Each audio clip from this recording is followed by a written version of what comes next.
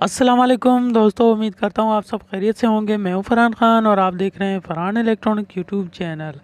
तो दोस्तों आज मैं आपके लिए एसी डीसी फ़ैन की सर्किट लेकर आया हूँ। तो ये वीडियो बनाने का मकसद है कि इसको देखकर काफ़ी लोग इससे फ़ायदा हासिल कर सकते हैं। तो इसमें फ़ॉल्ट ये था कि ये एसी 220 वोल्ट पर ये पंखे को ऑन नहीं कर रही थी। तो इसमें एक कैपेसिटर बिल्कुल छोटा सा लगा हुआ था, किसी और उस्ताद ने लगाया था तो ख़राब था। और इसमें ये जो है डेवुड ब्रिज जो है ये भी ख़राब था। तो जैसे ही हम इसको 220 में लगाते थे तो इसका सीरीज़ काफ़ी शो करता था। तो ये कैपेसिटर मैंने इसका अपना ओरिजिनल लगा दिया, बड़ा और अच्छी साइज़ में है।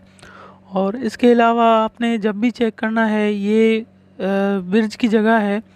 तो अगर ब्रिज आपके पास छोटा नहीं है तो आप बड़ा कहीं पर आपके पास है तो आप उसको बैक साइड से सर्किट पर लगा सकते हैं। लेकिन सर्किट को आप जब भी चेक करें तो सबसे पहले इसका ये मेन फ्यूज़ चेक करना है।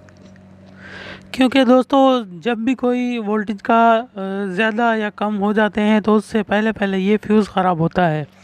इसके अलावा डायोड भी ख़राब हो सकता है, इसके अलावा कैपेसिटर भी ख़राब हो सकता है, इसमें आईसीयाँ लगी हैं वो भी ख़राब हो सकती हैं।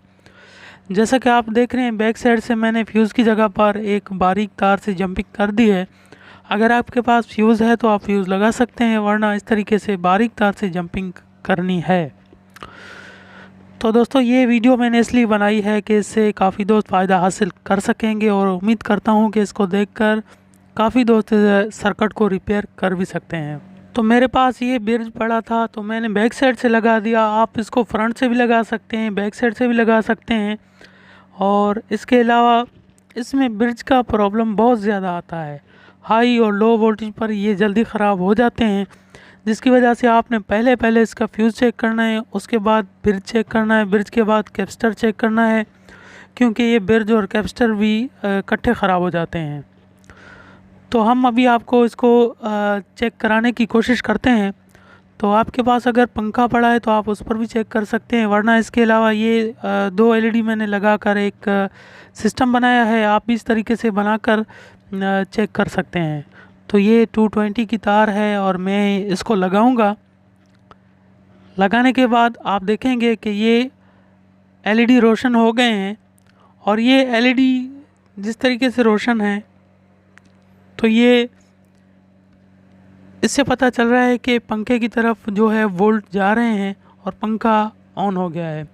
तो उम्मीद करता हूँ हमारी ये वीडियो आपको पसंद आई है। अगर वीडियो पसंद आई है तो आप लाइक करें, दोस्तों में शेयर करें, हमारे चैनल को ज़रूर सब्सक्राइब करें। तो दोस्तों सब्सक्राइब करने से आपको सबसे पहले वीडियो मिलती रहती है और आप उससे बहुत कुछ फ़ायदा हासिल करते रहते हैं।